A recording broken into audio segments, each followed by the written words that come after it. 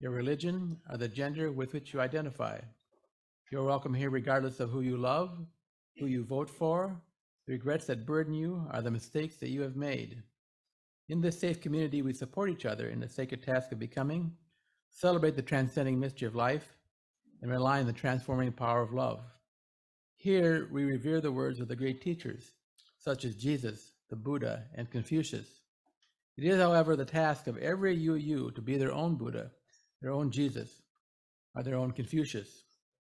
It is a cornerstone of our religion that each of us is the creator of their own life experience.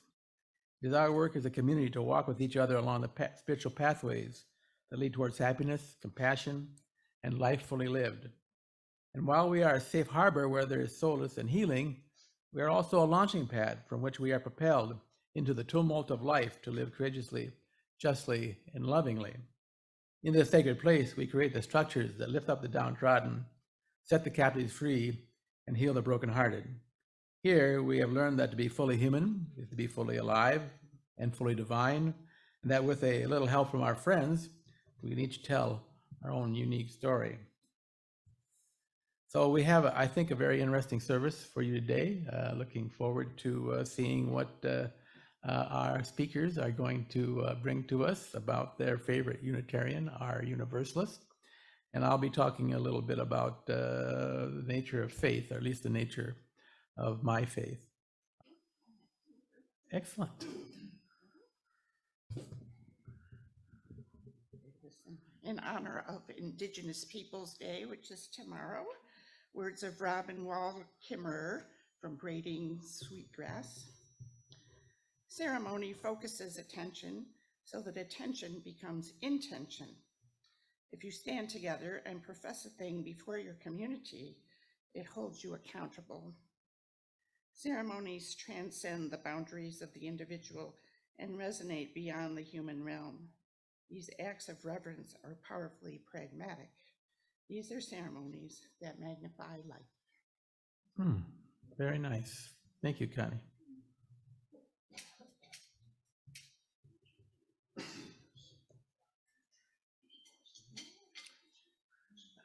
Thank you all for your generosity. Now the story for all ages. Today we are gifted, we're going to have a video by Helena LaFleur. So, and I think Helena's like 12 or 13. So. Hey, you doggy. Can I help you? Yes, you should buy these epic glasses. They are so epic and hip. Ow. But no thanks, I don't need glasses. That's so dumb. You do need these glasses, or else you are so not cool. Excuse me? You hold me?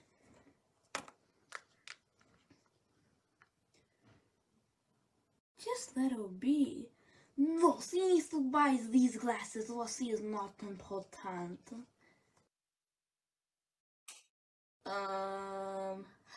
Everyone's important, okay? Can you just leave and let her be? No, I am Dr. Cool Glasses. I will not leave until she buys my epic glasses. Your name sounds a lot like Dr. Dumb Glasses. Bye!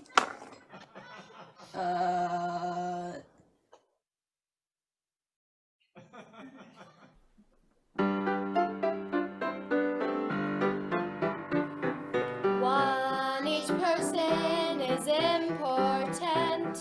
To be kind in all you do. 3, help each other learn. 4, and search for what is true. 5, all people have a say. 6, look for a peaceful world. 7, the web of life's away.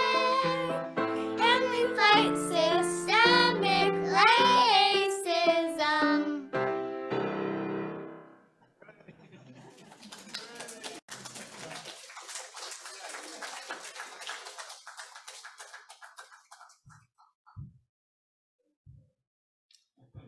It's hard to work systemic racism into a lyric, but they did it. So let's sing the, oh.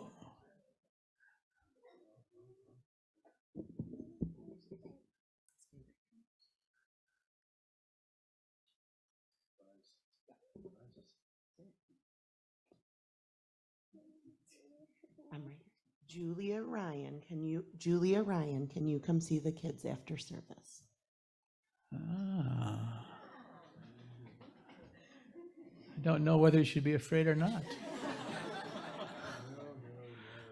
Oh, okay. That's intriguing. Okay. And thank you, Helena, for that story. I wish you could be here to hear the reaction in the congregation. So now we're going to, I've asked, oh, did I miss something here? Oh, let's sing the kids out, yes. Now in peace, go now in peace, may the spirit of love surround you everywhere, everywhere you may go. Okay. I've asked Tom Peele, Brandon Flowers, Dave Richards, Jim Gehring, and Jaryn Ruggless to each give us 2 minutes on their favorite Unitarian Universalists. So why don't you guys just come up in the order that you appear, and that would be you first, Tom, and share your 2 minutes with us. Tom, are you here? All right, next. The next, he doesn't get out of this. We'll snag him. Let's move right to Brandon then. Brandon, come on down. Harvey Johnson here again. All signing new members. We'll get a new membership gift set. We have 3. Sorry, we had 9 people sign today, and we're a little short on what do we call them? Chalice pins. Chalice pins. There's a little chalice. So come to me, and we'll catch up with the rest of you.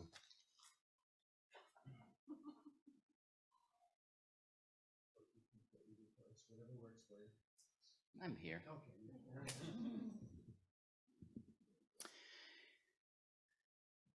In 1932, when Ray Bradbury was 12 years old, he met a magician at a carnival in an encounter that he would remember for the rest of his life. Mr. Electro, as the magician called himself, reached out a statically charged sword and touched Bradbury on the tip of his nose, causing his hair to stand on end. "Live forever," Mr. Electro commanded. Somehow this sideshow magician saw something in Bradbury that many of us wouldn't see until decades later. Bradbury would remember this run-in with Mr. Electro as one of 2 reasons he began his writing career. The other, he later reflected, was love, his desire to be loved and to love others. A living soul is impossible to sum up in words, and yet we are driven to try. In a career spanning more than 70 years, Ray Bradbury has inspired generations of readers to dream, think, and create. The statement released after his death said, "A prolific author of hundreds of short stories and close to 50 books, as well as numerous poems, essays, operas, plays, teleplays, and screenplays. Bradbury is one of the most celebrated writers of our time." Bradbury wrote classic books such as Fahrenheit 451, The Martian Chronicles, and 600 short stories that predicted everything from the emergence of ATMs to live broadcasts of fugitive car chases. One such short story, called There Will Come Soft Rains, appeared to predict the smart house, complete with an Internet of Things. His career was eulogized by President Obama. For many Americans, the news of Ray Bradbury's death immediately brought to mind images from his work, imprinted in our minds, often from a young age. President Obama said, "His gift for storytelling reshaped our culture and expanded our world. But Ray also understood that our imaginations could be used as a tool for better understanding, a vehicle for change, and an expression of our most cherished values. There is no doubt that Ray will continue to inspire many more generations with his writing." Bradbury's favorite piece of writing, however, was a novel entitled Dandelion Wine, which was really a collection of short stories that took place in a suburban Illinois summer that hint at his own childhood in Waukegan, Illinois, where he lived until his family was forced to move to Los Angeles, California, to look for work during the Great Depression. He was 14 years old when his family made their way west. He wouldn't sell his first short story until after high school in a 3-year interim period where he sold newspapers and spent his spare time reading at the library and browsing local bookstores. At 22, he decided to write full-time after releasing a short story called The Lake, often seen as the moment he found his writing voice. Bradbury found more than just books in one bookstore he visited. Behind the counter was a woman named Marguerite, or Maggie for short, the only person he would ever date. They were later married in 1947, and he credited her with being his muse. They would have 4 daughters together and stay together until her death roughly 9 years before his own. After their marriage, he sold short stories to magazines, making very little money until he published his first novel, The Martian Chronicles, in 1950. Much less has been made of his personal life than his professional life, and this may be a mistake. Even the most successful of us are filled and shaped by the relationships in our lives. Bradbury would later say that his family, rather than his writing, was his fulfillment to the command by that Illinois circuit magician. "I have 4 daughters and 8 grandchildren," he said in an interview in 1996. "My soul lives on in them. That's immortality. That's the only immortality I care about." That's not to say that he didn't find fulfillment in his writing.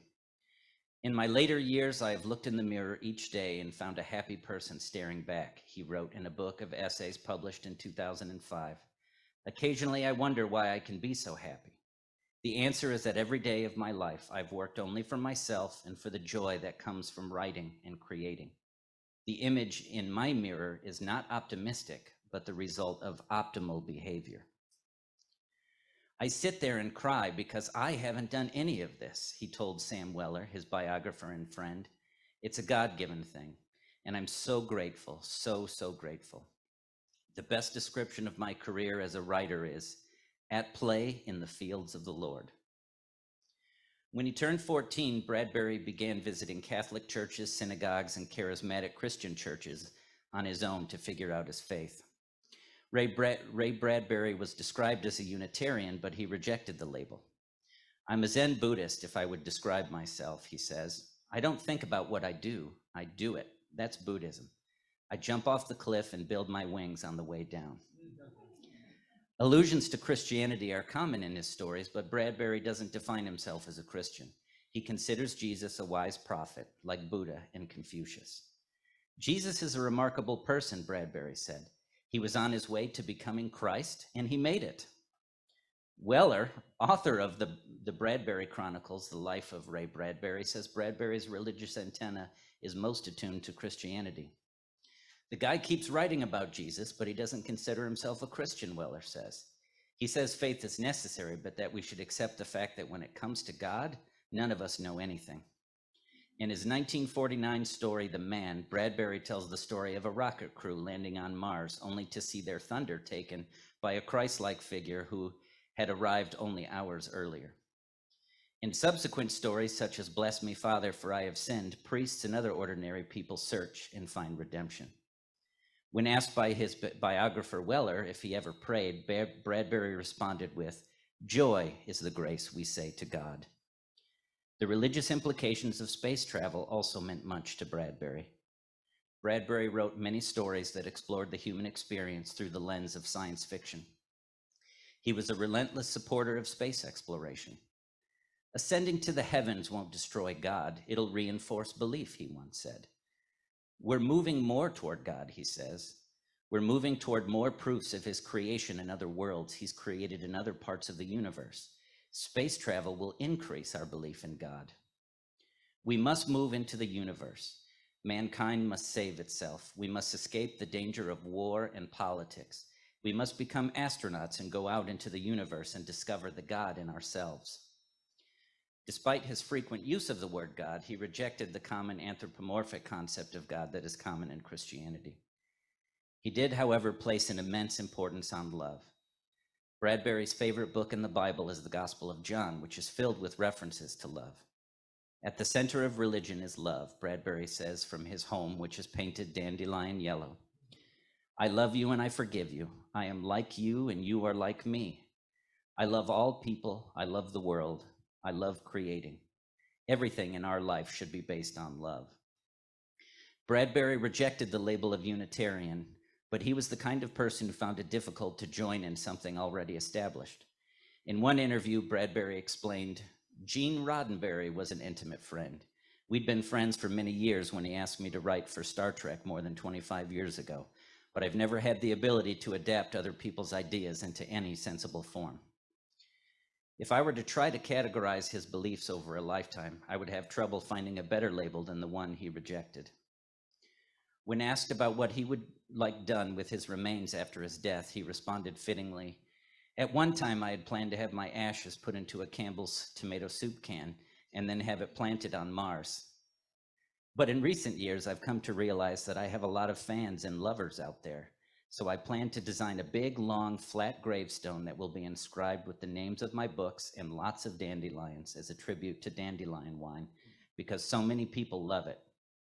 At the bottom of the slab, there will be a sign saying, place dandelions here. I hope people will, so a living yellow meadow can bloom in the spring and summertime. Live forever. That's what Mr. Electro commanded him. His response was admirable. He wrote stories that are with us today. He found love in a human companion and started a family that survived him. And he immersed himself in love, joy, and the great teachers. He influenced other human souls such as Roddenberry, Disney, and even Spielberg, who considered him his muse. That's not a bad plane for having been built on the way down. May we all benefit from this human soul's example of eternal life.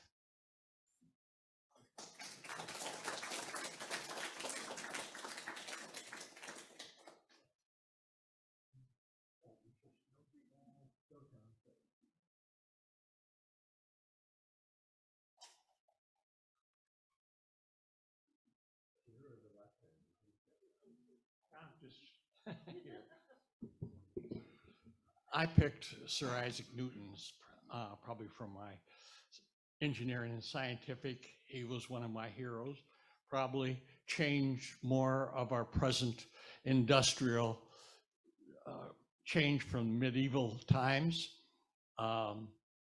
He was not a Unitarian. He was an Anglican, but a rebel and didn't totally conform to all the teachings of the Anglican Church. He was supposed to be a minister. In order to be head of Trinity College at Cambridge University, you're supposed to be ordained. He got the privilege of not accepting position, but not being ordained. The thing I think that you can talk about his expansive mind and his discoveries and around calculus and stuff, a lot of it took its root during the Black Plague when he was furloughed from Cambridge and had to spend several years back at home, and he wrote most of his basic books on mathematics and stuff. But the one thing that I was impressed with was his ability to write and communicate. He wound up, rather than being a rebel, he was part of the community. He was a member of Parliament. He was head of the Royal Society. He was, what's it called, of the Mint or whatever. Queen Anne signed him. So he was very much established writing, contributing part of the community. And I thought that was a lot of people with that kind of expanding mind type of thing tend to be rebels and stuff, but he wasn't. He was a very focused person. I don't know what else I can really say other than that. I think I've always been inspired by the man, and that's all I can really say.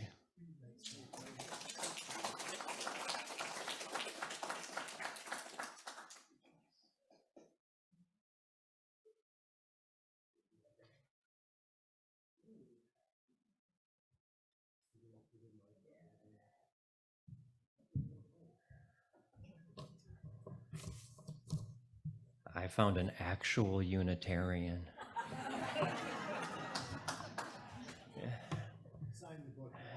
Yeah. William F. Schultz is a Unitarian Universalist minister who was born in 1949. He's not conventionally famous. However, he's well known and influential among those working on human rights issues. Schultz is best known for being the executive director of Amnesty International USA from 1994 to 2006. He's also served many wonderful organizations as an executive and leader. Since 2006, his work has been more focused on education, strategy, and policy development. I'm going to let Schultz do most of the speaking. He explains himself much better than I can. Discussing how he ended up on the path he'd been on, which in 2006 was culminating in his retirement from Amnesty International, he said, "In high school, I discovered religious questions. Why is there pain in the first place? What kind of universe are we living in that some people suffer greatly and others little at all? Why are some people bullies, some people sweet, and some people both? What is the source of life's healing? What is the nature of power? Most importantly, why do loved ones die? And where is God in all this?" These questions led me into ministry. It didn't turn out to be the kind of ministry I'd expected, however. Since 1978, I've been a bureaucrat of one kind or another. Schultz explained that he went into the ministry 38 years ago because I couldn't stand the fact that life entailed suffering and dying, that billions of people lived and had lived lives of deprivation and agony. He continued, "I wasn't so naive as to think that I could ease these hard facts, but I wanted to live intimately with them, to not run from them, to relieve what suffering I could, and to finally make peace with our sojourn." In the speech, The Virtuous Cycle, he outlines the common strategies used by change agents that are effective, and he critiques some of the common sources of failure for progressive activists. He summarizes many of his points by saying, like our adversaries, we need to be tough, smart, and practical. We need to be shorter on rhetoric and longer on deeds. The lesson for successful change movements is clear. It's not enough for us to work at only one level, to work only on the elites or only on the grassroots, to do educational but not electoral work, to elect the right people but not press them to pass the right legislation, to do legislation but not litigation, to do litigation but not hold corporations responsible. Above all, successful social movements are patient and persistent. And that's the other thing progressives need to remember. It's a long way to the promised land, but ultimately, if history is any measure, we almost always get there. William F. Schultz is an individual who has served humanity remarkably well. Thank you.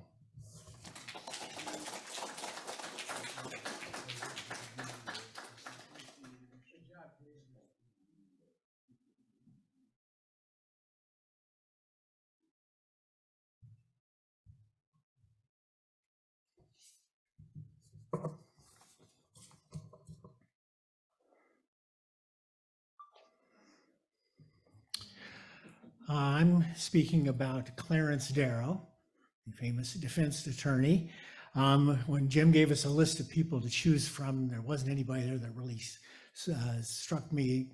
That my friend Hunter Leggett, who is a former minister of the Beverly Unitarian Church in Chicago, suggested Clarence Darrow. Darrow is a lifelong atheist and agnostic, prominently not a religious man at all. However, Hunter tells me that it is well-known lore in the Beverly Unitarian Church that he was a regular attender at the People's Liberal Church, which is one of the congregations that merged to form Beverly Unitarian. And there, at one point, there was serious talk about renaming the church after him. It would have become the Clarence Darrow Unitarian Universalist Fellowship. Apparently that never occurred. And another member of our fellowship, by the way, who many of you know, Roger Bruin, who succeeded Hunter as the minister at Beverly, actually used to give presentations where he would dress up like Clarence Darrow, and he would do Clarence Darrow live and do reading speeches from his, I don't know, maybe some of you may have seen it at some time. Yeah, I know Roger had the graciousness. He obviously knows a great deal about Clarence Darrow and was gracious enough to share some of that knowledge with me. So I figured that's good enough. That makes him an honorary Unitarian, Universal, if nothing else, and he's somebody we can talk about.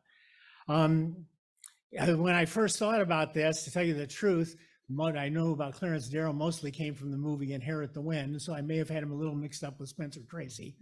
But since then, through the magic of Amazon, I have been immersed in the collected writings of Clarence Darrow, as well as talking to Hunter and Roger, and feel I can at least give you a couple of minutes on him. He was born just before the Civil War in a small town in Ohio. His father was a devoted abolitionist, and he grew up in fact, his home at one point was supposedly a stop on the Underground Railroad, so he grew up in an abolitionist household. He practiced law in Youngstown, Ohio for a few years before coming to Chicago. He was very influenced by a lot of the socialist and thinkers of the day, particularly John Peter Altgeld, who at the time was the governor of Illinois, who pardoned the participants in the Haymarket riots. So he moved to Chicago in the late 1890s and immediately became immersed in Chicago politics. He was appointed to positions in city government, but what really got him off on his career as a spokesman for liberal or outlying causes was the Pullman strike that occurred in the late 1890s, in which he defended, which was one of the biggest labor unrest of the time, and he defended Eugene Debs, who was found guilty. A lot of his clients were found guilty, but he got him started on his career. He, in fact, had gotten a position as on the staff in the legal department of the Chicago Northwestern Railroad at the time, which he had to resign in order to represent Debs. So that was sort of a turning point in his life. As some of you may know, I'm a lawyer myself. I spent most of my career helping overpaid people avoid paying their taxes. So I have to wonder about, things like that kind of make you wonder about your life choices sometimes. Anyhow, he became the leading attorney for the labor movement. I've been reading a lot of his works. Some things have really impressed me. He loved to argue. He liked to argue for argument's sake. Like all lawyers that I know, he liked to be outrageous. He appeared in a number of debates with other prominent philosophers at the time, arguing on topics like, is life worth living? He represented the negative on that. Are we machines? He said the positive. Is the human race progressing? I let you guess which side he took on that one. And he obviously very much enjoyed these and kind of making people think and pissing people off. He was a working lawyer. He took a lot of cases to pay the rent. Not always on the side of the little guy. When the Iroquois Theater burned down in Chicago, killing some 600 people, he represented the theater owners. Sure, he was well paid for it. Some of the things that otherwise stuck out to me, he was much more interested in some of his more famous cases in ideas than in people. His probably most famous case, of course, is the Scopes trial. The monkey trial in Tennessee, which is clear from his speeches and from his writings about it. He was much more interested in proving the law to be unconstitutional than in getting Scopes off. And in fact, Scopes was convicted and paid a $100 fine, which I assume was real money in those days. But his real interest in it was not so much as in Scopes's fate as in, defending the idea that the state could not dictate religious education. He also believed, probably one of his other most famous trials that everyone has heard about is Leopold and Loeb, where he defended they weren't mass murders because he only killed one person, but they were clearly monsters and psychopaths who the world would have been better without. They were clearly guilty. He never claimed that they weren't. His entire position on it was to argue against the imposition of the death penalty. He was much more interested in arguing against that than the fate of the two people involved, who clearly deserved whatever they got. And he was a lifelong opponent of the death penalty, probably is only a person who firmly believes that there is no afterlife can be. He hated the death penalty. The other thing about him that really struck me is that he firmly believed that the end justifies the means. Probably the most infamous occasion in his career was when there was a newspaper strike in Los Angeles.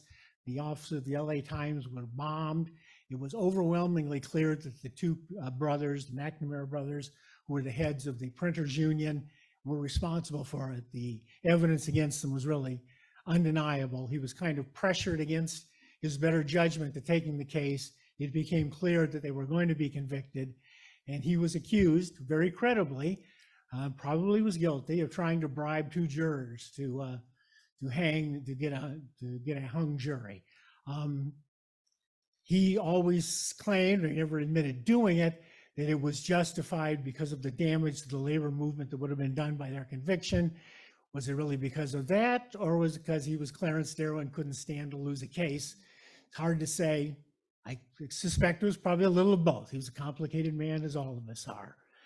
As a result, he almost was convicted of jury tampering, got off on a hung jury, and agreed to never practice in California again in order to avoid another trial. But it was an example, I think, of how he never apologized for it. He always believed that he was justified in almost whatever he did. Right after that, he gave a lot of public speeches. He was a much sought after speaker, and a lot of them are reproduced in this book. He gave a eulogy to John Brown, the abolitionist who led the attack on Harper's Ferry that some people credit with starting the Civil War. I just want to read you a couple of sentences from it, because it really kind of, to me, speaks in how he felt about the world. He's speaking about Brown. He says, "He was narrow, fanatical, and self-willed, like all men who deeply impressed the generation in which they lived. Had he been broad and profound, he would have asked himself, what's the use? And the answer would have brought him an easier life and a more peaceful death. He was a man of one idea, which is all that the brain of any man of action can ever hold. He was not a philosopher. He was of the type of Cromwell or Calvin or Muhammad, not a good type for the peace of the world, but a type that here and there down the ages has been needful to kindle a flame that should burn the decaying institutions and ancient wrongs in the fierce crucible of a world's awakening wrath." That's how he looked at the world. He always looked at the legal system sort of as the enemy to be fought, as a tool for the oppression of the masses. And he, like I said, he was a complicated man. He did a lot of things I'm not sure I agree with. He had a lot of opinions I'm not sure I agree with. But he was a man who clearly believed in what he was doing. And he, in that sense, an inspiration. And even if he wasn't really a Unitarian or Universalist. Thank you.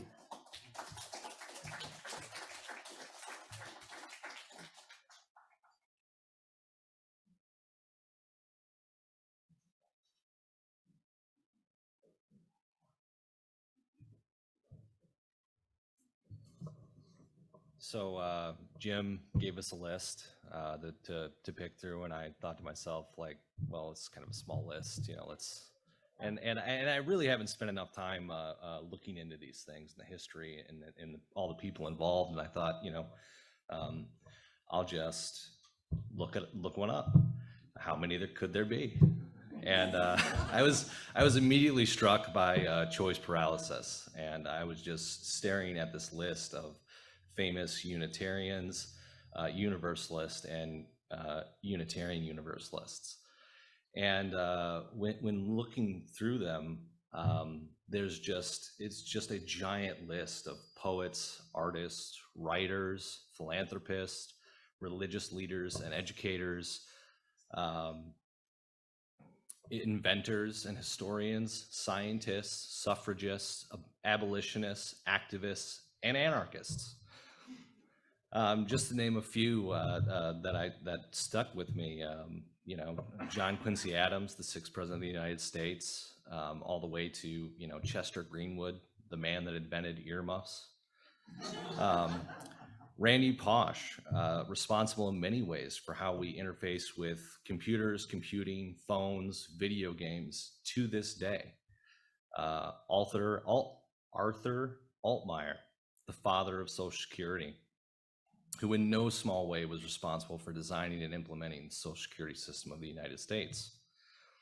Adrian Mellett, an American physicist who helped pioneer large-scale computing models of the structure of the universe and was an early predictor of dark matter. Gary Gygax, this one really got me.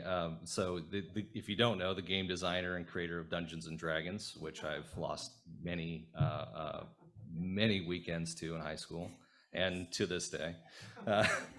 He is mostly an honorable mention, but he always called himself a Christian, albeit of the Unitarian persuasion. He later became a Jehovah's Witness.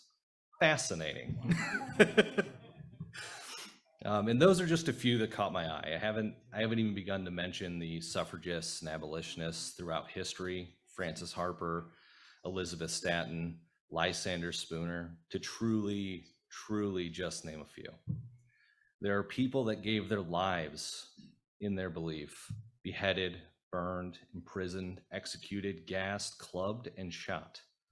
Michael Cervantes, Francis David, James Reeb, Viola Liuzzo.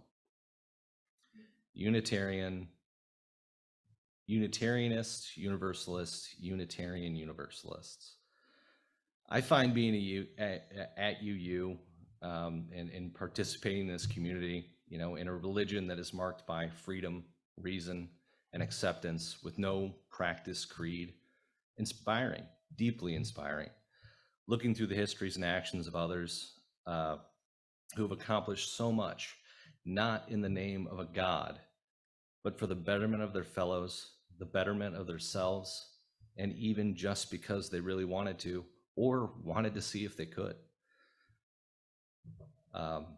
Hope lies in dreams, in imagination, and in the courage of those who dare to make dreams into reality. That's Jonas Salk. He is prominently known for the development of one of the first successful polio vaccines, which he promptly gave away the rights to in any patents to the people. He was Jewish by descent, but did not practice religion in any conventional way. He simply stated that nature itself is the scripture that humans must study.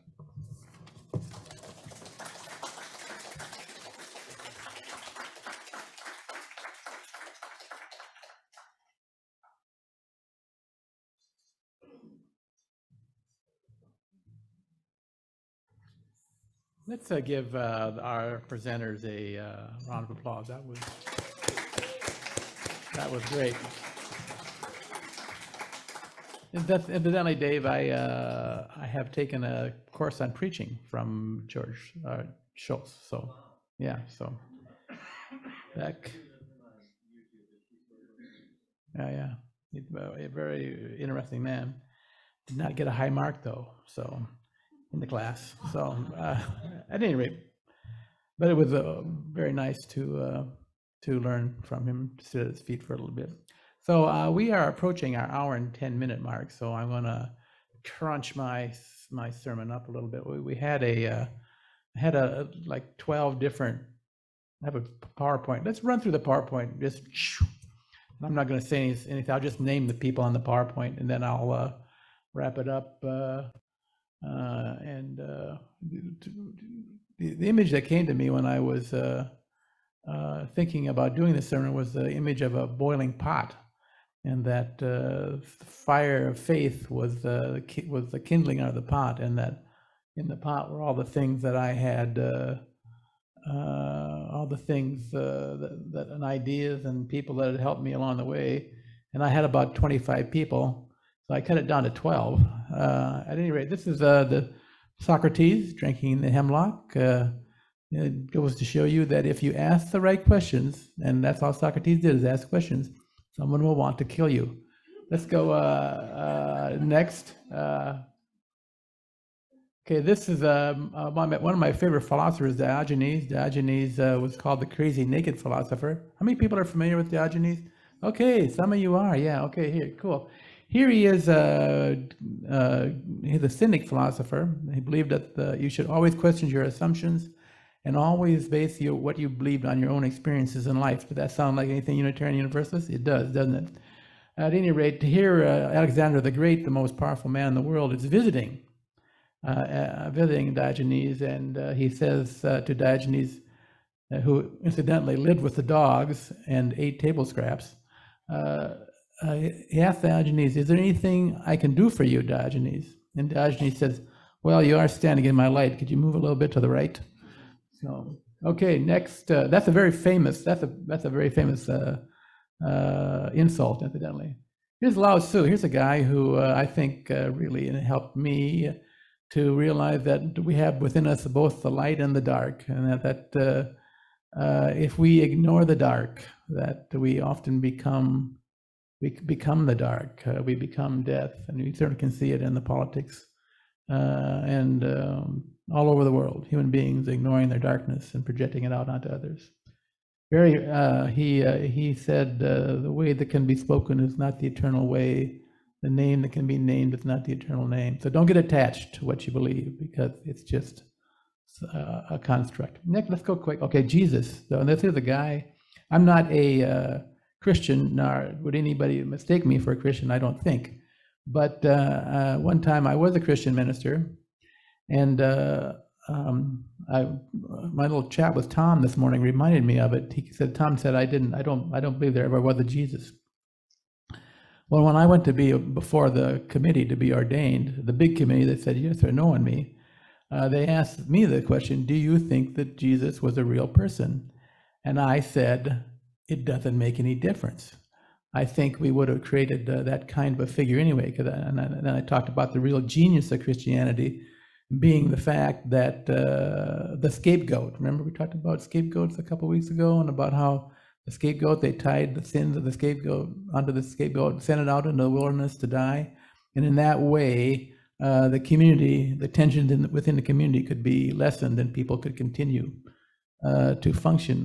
Well, anyway, the genius of Christianity is the idea that God is the scapegoat. Now, that's totally mind-blowing stuff to me, and I can see why many Christians are attracted to that particular point of view. Let's go right down next. Nico, okay, how many people recognize this one? Anybody recognize? This is St. Paul being knocked off his horse on the road to Damascus when God speaks to him, and he gets a different mission. And as I remember, the biblical account has God speaking to Paul as he's being knocked off his horse. Saul, Saul, why do you persecute me? But I don't think the voice said that. I think, Saul, I'm really tired of you being such an asshole. Fortunately, I need a jerk like you in my organization to help expand Christianity, and he did. He is the real reason we have Christianity, not so much Jesus, who gave us the base ideas. This is Immanuel Kant, very interesting guy to me. He really has had a huge influence on me and on my preaching, because he introduced the idea that is, I think, so obvious, but why didn't we see it before? The idea that there is a phenomenal world that we experience and a nominal world as it is. That's why everybody around here has all these different experiences. That's why there's so much difficulty, is because the phenomenal world is different for every person, the world of experience. Whereas the world as it is, well, it's the world as it is. But the only way we know it is through our experience. So, Ralph Waldo Emerson, one of our founding fathers, so important. If you go, I guarantee it, if you try this experiment, take a piece of paper and a pencil and sit down and watch TV for an evening, highly likely that at least a dozen times you will hear something of Ralph Waldo Emerson's ideas about the world. And his idea was that the self is preeminent, that the self is what you, to attain the self is the highest good. And you hear it in commercials, you hear it in the scripts, you hear it all over the place. It's really the secular religion of the Western world. So he's a very influential man, but not very well known. This is Meister Eckhart. He had the lovely notion that he's the father of German mysticism. Had the lovely notion that God and humanity were the same thing. Oh my gosh, what a jerk! At any rate, he said very poetically, the eye by which God sees me is the same as the eye by which God sees me is the same as the eye by which I see God. In other words, God and I are one. And if you are a fan of the Rumi, the Sufi poet, also, you know, he and Meister could have been twins. Here's a guy. Does anyone recognize this guy? Any Jewish people here? This is Baruch Spinoza. Baruch Spinoza was kicked out of from being a Jew, the lens grinder, and excommunicated. But he had the idea that is the foundation for pantheism. The idea that well, let me read that his quote, because it's such a beautiful quote that I don't want to scramble it up. Let me see if I can get that. Yes.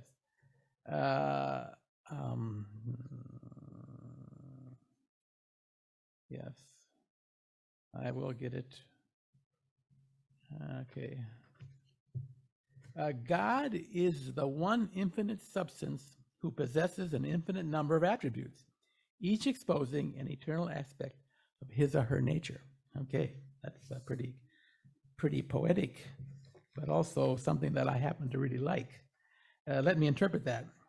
And there's something, you don't need to be a theist to like this. You and I, every subatomic particle, every planet, every star, every galaxy, every universe is an attribute of God. Something very close to what the authors of the Upanishads said over 4,000 years ago. Your true identity is not Bob or Jim or Sally. You are eternity itself. And like I said, you don't need to be a theist or even believe in God to see that, the fundamental wisdom and strength of this particular point of view. And this is our seventh UU principle, respect for the interdependent web of existence on steroids. Okay, let's go to our next one. This does anyone know? No one's going to know who this person is. This is Hannah Segal. She's a psychiatrist, and she was the St. Paul to Melanie Klein, who invented object relation theory psychology. And that kind of psychology breaks the different dynamics of the psyche up and thinks of them as objects. So it gives in their interaction with each other and with the outside world, really is a lovely way of thinking about the human psyche, and also a lovely way of entering into the thing and working out, you know, being better adjusted to who you want to be, a better way to find out who you are in the world. So, but anyway, Hannah Segal, she gave me my first great, one of my first great aha moments, because I got to tell you, I was 10 years out of seminary and I was confused. My mind was blown. I was reading Zen, and I was reading Taoism, and I was reading Christianity, and I was reading anthropology and poetry, and I was reading all kinds of stuff, and it was just like it was a bunch of stuff floating out there that didn't make any sense to me. I mean, but it just didn't have any common thread. Well, she said something in Hannah, but presumably before the time she started smoking, and how did it go? That in some types of neurosis, it's almost impossible to learn from the unconscious mind. Now, that does not sound like a lot, but I literally leapt out of my chair. I leapt out of my chair because, oh my God, it just brought everything right together for me. And it's been a huge influence on how I preach and how I approach being a minister. Anyway, I was so excited, and I was living in Pennville, Indiana at the time, a small rural town in Indiana, and I rushed to I wanted to talk to someone. I want to tell somebody about it. So I rushed to the feed mill, where there are always guys gathered talking about stuff, like the weather. And I got there, and I got it, and I said, "You guys won't believe I just discovered unifying thread that draws all the stuff I've been reading over the years together. And they said, yeah, that's really interesting, Jim. Thank you for sharing that. Well, it was more exciting to me than it was to them, and probably more exciting to me than it is to you. But because how many people have ever had one of those moments when, yeah, okay, when it woof, all went into place? Well, at any rate, the last person, that's Sophie Scholl. I should say Sophie is a hero of mine. She was guillotined in 1945 by the Nazis.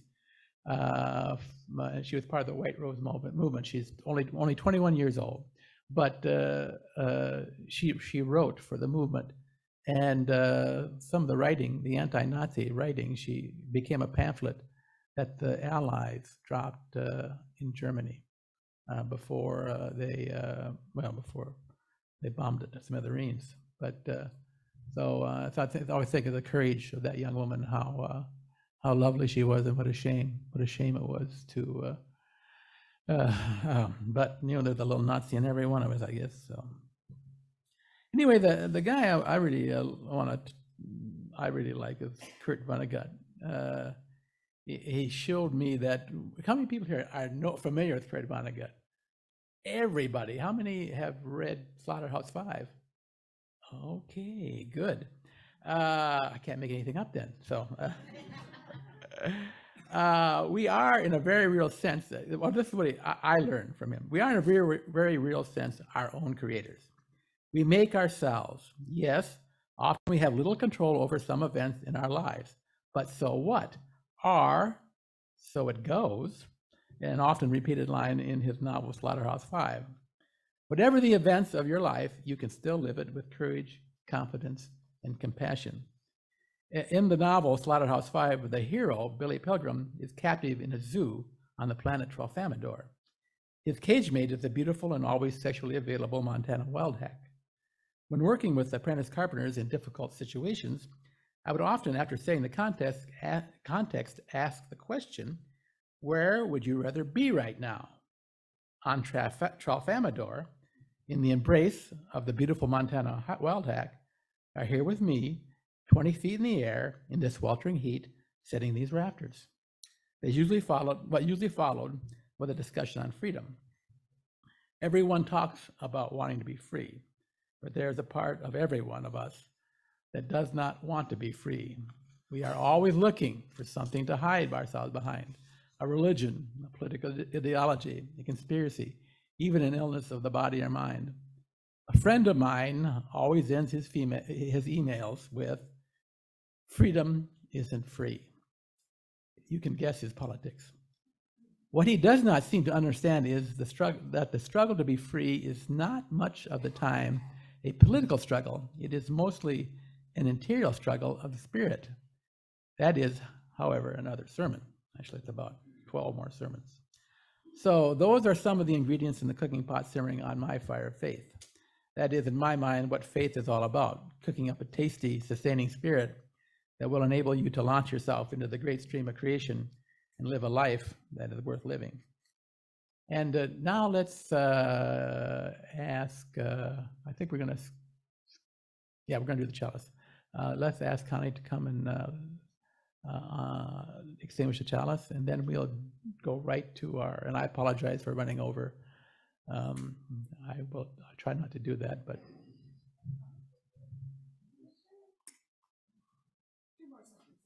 No, you got time. They want to stay here.